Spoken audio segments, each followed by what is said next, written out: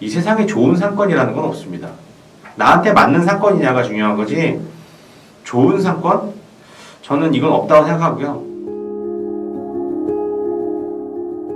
안녕하세요. 상권 읽어주는 제리입니다. 오늘 이제 제가 드리고 싶은 말씀은, 창업은 이 내 점포 안에 있는 이쑤시개가 몇 개인지도 계획해야 된다고 저는 말씀드리고 싶습니다. 무조건적인 창업하시는 분들이 생각보다 많습니다.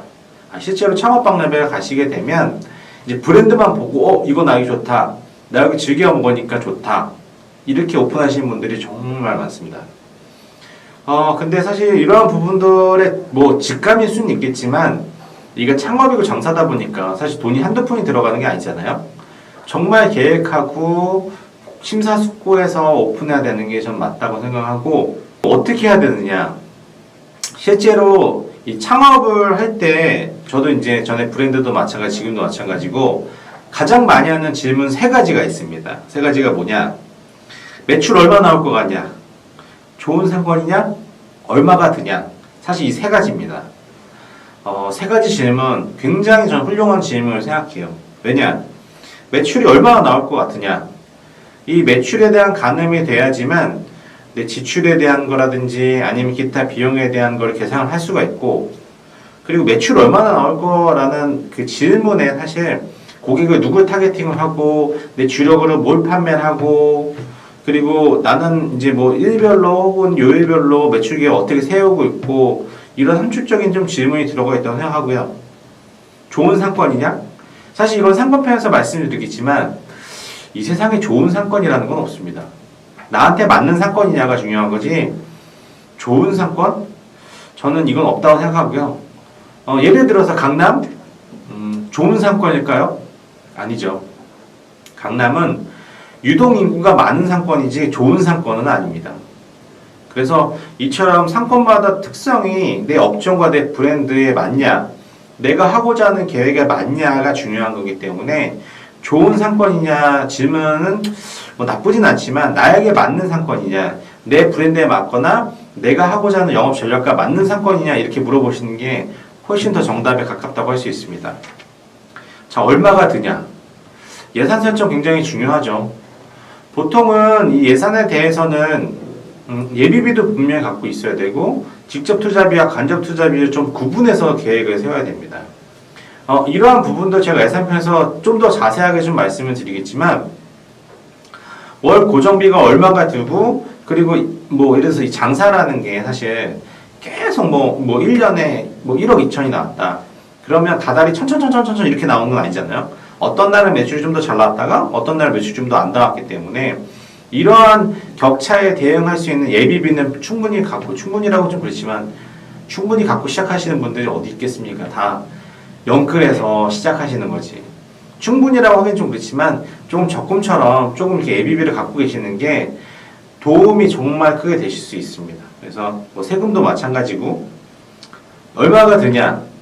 사실 창업 초기 자금에 대해서는 가늠을 해보셔야 되는 게, 인테리어에 대한 부분이 큽니다. 물론 이제 프랜차이즈 같은 경우에는 가맹비라든지 주방에 들어가는 이런 설비 비용들이 들어가지만, 사실 지금 인건비가 올라가면서 또 인테리어에 대한 자재비도 올라갔고 건축비가 상당히 많이 올라갔습니다. 그래서 인테리어 비용은 만만치 않기 때문에 이러한 비용까지 가늠하시는 게 좋습니다. 그리고 프랜차이즈 이제 가맹점 같은 경우에는 가맹료가 요새는 웬만하면 안 된다고 하지만, 그래도 가맹비라든지 기타 홍보비라든지 이러한 부분이 있을 수 있겠죠. 그래서 지출에 대해서는 명확하게 확인해 보셔야 된다라고 말씀을 드리고 싶습니다. 근데 이 세 가지 질문은 굉장히 좋은 질문입니다. 왜냐하면 이런 질문 말고 잘 나가요, 괜찮아요, 이렇게 물으신 분들도 많고요. 근데 조금 더 이제 만약에 구체적이다 그러면 사업계획처럼 뭔가를 계획해 오시는 분들이 생각보다 많아요. 그래서 나는 이런 사람들 대상으로 할 거고, 이 브랜드의 1등 매장은 특징이 뭐냐, 그리고 이 인근에, 이 지역 인근에 있는 매장들의 타 브랜드 특징은 뭐냐. 그래서 그러한 부분들에 따른 사업 계획들을 만들어 오신 분들도 있습니다. 사실 이 점포 창업도 내 사업의 큰 일부이기 때문에 사업 계획을 디테일하게 계획하셔야 돼요. 아무리 이제 이게 프랜차이즈의 브랜드라고 할지라도 내 컨셉이 있는 거고 내 방향성이라는 게 있는 겁니다. 왜냐면 이러한 부분도 상권마다 달라지거든요. 이러한 사업 계획을 철저하게 좀 세우시고, 근데 사업 계획을 세울 때는 내 목표 매출이 들어가죠. 목표 매출은 사실 정확할 수는 없습니다. 의지치가 반영이 되기 때문에 목표 매출을 정하시고, 이 목표 매출에 따른 계획, 어떤 고객 대상이냐, 예산이 얼마냐, 어떤 상권이냐, 입지냐, 아니면은 이러한 상권에서 회전 테이블은 얼마냐, 피크 시간대 얼마냐, 뭐 이러한 기타 등등의 내용들을 정리하시는 게 좋고, 사업 계획서를 어떻게 짜야 되느냐, 이러한 부분은 제가 다음 편에서 구체적으로 말씀을 드리도록 하겠습니다. 그러면 이제 점포 창업의 시기는 언제냐? 이러한 부분이 왜 중요한지는 아마 아실 거예요. 뭐 겨울에 여름 장사할 수 없고 여름에 겨울 장사할 수 없잖아요. 그러니까 그 대상이 여름에 호빵 파는 거 뭐 요새 같아서는 팔리죠. 근데 주력은 아니기 때문에 이러한 시기도 중요하고, 또 중요한 건 상권이나 입지내가 어떤 자리가 어떻게 나오느냐, 그러면 어느 때가 비수기냐가 중요합니다.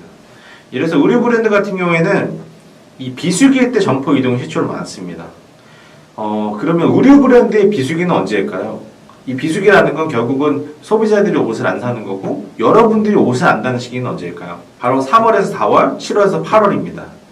물론 이제 사긴 사죠. 근데 점점 이제 봄이 없어지다 보니까 봄옷에 대한 판매 비중은 줄어들고, 7, 8월 같은 경우에는 이 객단가가 낮습니다. 반팔티라든지 반바지라든지 객단가가 낮기 때문에 매출도 같이 어렵고, 실제로 여행을 또 해외여행을 가거나 여름 휴가를 많이 떠나시기 때문에 실제 입객도 좀 덜한 편이고, 그 몇 년 전부터는 굉장히 더웠죠, 여름에. 그래서 실제로 유동이 굉장히 적어집니다. 그래서 그러한 부분들로 영향을 좀 많이 받아서 비수기가 3월에서 4월, 7월에서 8월입니다.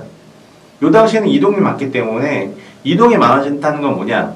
내가 생각했던 어떤 매장이, 우리 매장의 경우에 나도 공략을 해볼 수 있는 거지만, 만약 공실이다. 근데 공실인데 1층에 있고 전면이 뭐 한 10m 이렇게 넓고 매장이 30평이다. 그러면 이러한 의류 매장도 내 경쟁자가 될 수 있기 때문에 요 전에 선점을 하거나, 아니면 내가 의류 매장, 저 매장에서 꼭 하고 싶어. 그럼 7, 8월에 한번 공략해 보는 것도 좋은 방법일 수 있겠죠. 업종의 특성에 따라서 지금 제가 잠깐 의류업에서 말씀드렸지만, 나머지 업종, 뭐 F&B라든지 뭐 나머지 업종의 특성에 맞춰서 기회를 살피고 그 자리를 계속 꾸준하게 보셔야 됩니다. 그래서 상권 조사가 굉장히 중요합니다. 그래서 저는 이렇게 말씀을 좀 드리고 싶습니다. 여러분들이 자주 간 상권, 여러분이 자주 간 동네는 어딜까요? 그리고 그 동네의 특성은 뭘까요? 사실 거기서부터 상권 조사가 시작이 된다고 생각합니다. 그렇게 하다 보면 내가 이 상권을 자주 가는데 이 상권은 매년 여름마다 이 매장이 항상 나와. 왜 나올까? 아니면 저 매장 매장 평수도 좋고 괜찮을 것 같은데 왜 자꾸 7, 8월마다 매장으로 옮길까? 그리고 7, 8월마다 업종이 바뀔까? 내가 아는 것과는 전혀 다른 거다. 그러니까 이 말이 즉슨 내가 아는 상권에 대한 부분, 그러니까 창업에 대한 부분도 마찬가지겠지만 다 내려놓으셔야 돼요. 지금부터 제로 베이스가 된다고 생각하시면 됩니다. 한 가지 예를 제가 말씀드릴게요. 여러분 그 땅끝마을 아시죠? 해남. 이 땅끝마을 해남에서 이 전국 1등 하는 브랜드가 있습니다. 브랜드 매장이 어디라고 제가 밝히기는 좀 어렵고, 실제 해남 상권을 가 보시게 되면 사실 유동이 없기 때문에 여기서 매출이 나올까 하는 의문들이 많습니다. 그래서 아마 의류 브랜드 본사 계신 분들은 아실 거예요. 저기가 왜 매출이 나오는지. 사실 실제 가보지 않으면 모릅니다. 상권만 봐서는 또 매출이 안 나올 것 같아요. 근데 거기서 운영을 하시는 거기에 있는 점주분을 만나시게 되면 생각이 달라지게 됩니다. 굉장히 영업을 잘 하시고요. 이런 분들은 사실은 뭐 땅끝마을이 아니라 뭐 독도 가서도, 마라도 가서도, 울릉도 가서도 매장을 잘 운영하실 거라고 판단이 되고, 그래서 제가 이제 다시 좀 두서없이 말씀을 드렸는데, 말씀을 드린 이유는 상권의 전부는 또 아니라는 겁니다. 그러니까 예를 들어서 상권이 좋은 데가 매출 당연히 잘 나오잖아 생각하시겠지만, 이분 같은 경우에는 상권이 그 좋은 상황만은 아니에요. 입지가, 그러니까 유동이 없고 연령대가 높습니다. 전부 내려놓고 여기가 매출이 왜 안 나올지, 혹은 왜 잘 나올지, 입지가 왜 좋을지 하나부터 열까지 꼼꼼히 보셔야 됩니다. 브랜드도 마찬가지고요. 또 땅끝마을 해남 같은 데서도 전국에 있는 그 해당 브랜드의 1등을 하는 비밀은 뭘까? 결국은 이 비밀은 앞서 말씀드렸지만 상권과 또 입지, 브랜드 세 가지의 조화입니다. 세 가지가 조화가 이루어지지 않는 이상 매출은 안 됩니다. 물론 이제 의류 같은 경우에는 점주님의 역량도 있겠죠. 근데 이거는 의류 매장뿐만이 아니에요. 여러분들도 친절한 점포 가면 또 가고 싶으시고 단골이 되잖아요. 아니면 친절하지 않더라도 뭔가 특색 있는 가게가 될 수 있는 방법이 있을 수 있습니다. 뭐 이게 인테리어나 브랜드에서 나오는 게 아니라 사람에서 저는 우러나올 수 있다고 생각합니다. 일단은 창업하시는 거에 있어서는 정말 하나부터 열까지 예상에서 상권, 입지, 브랜드, 또 그리고 영업이익에 대한 거, 요일별로 특성에 대한 거를 하나부터 열까지 다 세심하게 보셔야 되고요. 이러한 부분을 바탕으로 내 매출을 계획하고 그러면 이런 사업 계획에 맞는 브랜드가 어디에 있을지 후보군도 작성하면서 결정을 해 나가시는 게 제일 베스트라고 저는 말씀드리고 싶습니다. 좀 더 구체적으로는 제가 이제 계속 편해서 말씀을 드릴 거고 오늘 여기까지로 이번 영상을 마치도록 하겠습니다. 자, 여러분들이 이제 구독과 좋아요를 많이 눌러주시면 제가 여러분들이 요청하시는 많은 상권에서 실제로 리뷰를 할 수 있는 힘이 될 수 있을 거라고 판단이 되고 많은 구독과 좋아요 또 그리고 댓글을 통해서 여러분의 요청사항 어떤 상권을 갔으면 좋겠는지 어떤 고민을 갖고 계신지 남겨주시면 정말 제 진심을 담아서 제가 댓글을 통해서 말씀드리도록 하겠습니다. 오늘 영상 봐주셔서 너무 감사합니다. 감사합니다.